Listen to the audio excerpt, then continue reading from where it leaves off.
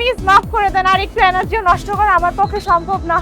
চাই ম্যাডাম, কিন্তু মরে গেলে কিভাবে পড়বো? এত পরিশ্রম করলে তো মরে যাব, তাহলে সেরাদের সেরা মুকুট কে নিবে? আজে বাজে কথা বলে আমার সময় নষ্ট করছো। Let's start.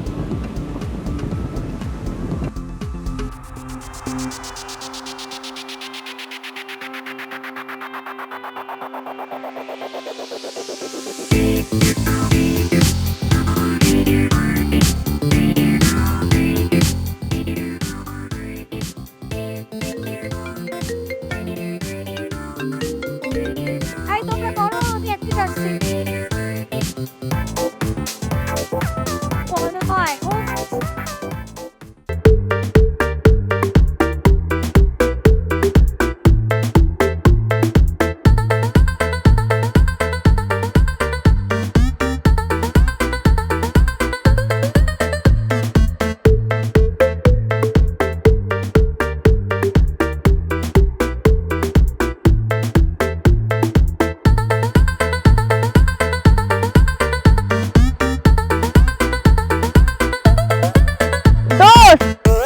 তুই পৌঁছে গেছিস? হ্যাঁ পৌঁছে গেছি, তুই ফ্রেশ হয়েছিস? একদম রেডি। এতগুলো সুন্দরী মেয়েকে একসাথে দেখবো। তোকে ডাকছি মেয়েদেরকে মানসিকভাবে একটু শক্তিশালী করতে, পিম্পেরিতে দোকানদারি করতে না। আরে তুই এত সিরিয়াস হইলি কেন? জাস্ট ফান করলাম। তুই যে কোনো একটা ঘটনা ঘটাবি, শেষ আমার কাজটাই হারাবো। আরে না, ওকে দাঁড়া, আমি একটু মেয়েদের সাথে কথা বলে নিই। আচ্ছা বল, আর কোথায় আসবো? ঠিক আছে, আমি এসএমএস করে দিচ্ছি। Bye bye.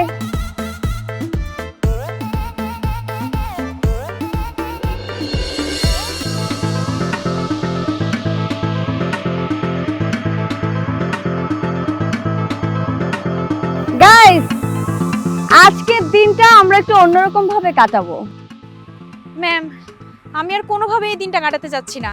আমি যাচ্ছি হোটেল রুমে যাব, এসিটা অন করব, কম্বলটা গায়ে দিব, নরম বিছানায় ঘুমাবো। প্লিজ ম্যাম, আমাকে ছেড়ে দেন।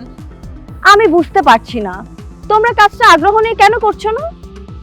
আগ্রহ থাকবে কি করে মিস, মনে মনে ভাবছি একটা আর এখানে এসে দেখি আরেকটা। সারা জীবন টেলিভিশনে দেখেছি সুন্দরী প্রতিযোগিতা, মানে করছি সুন্দর সুন্দর ড্রেস আপ, মেকআপ, গহনা পরে হাঁটা, তেরা বেকা হয়ে দাঁড়িয়ে থাকা।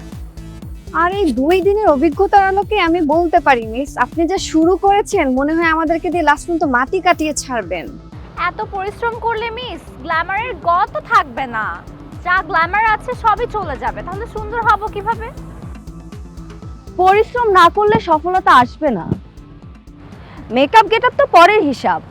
আজকে আমরা শারীরিকভাবে ফিট থাকার জন্য যা যা করণীয় সেগুলো করলাম, আর আজকে থেকেই যোগ হবে মানসিকভাবে ফিট থাকার জন্য যা যা করতে হয় সেগুলো। আর সেই ব্যাপারে প্রশিক্ষণ দেবে আমার বন্ধু রাতু।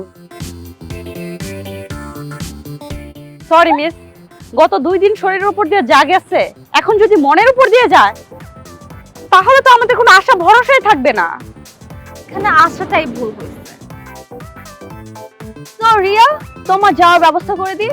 আর কে কে যেতে চাও হাত তোলো, আমি তার চেহারা দেখতে চাই। না না মিস, আমি আসলে এটা বলতে চাইনি, আমি তো আসলে দেখতে চাচ্ছিলাম।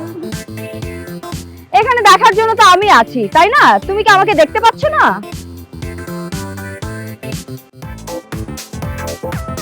এইরকম যদি করো তাহলে জাস্ট আমি কিক আউট করব। Girls follow me.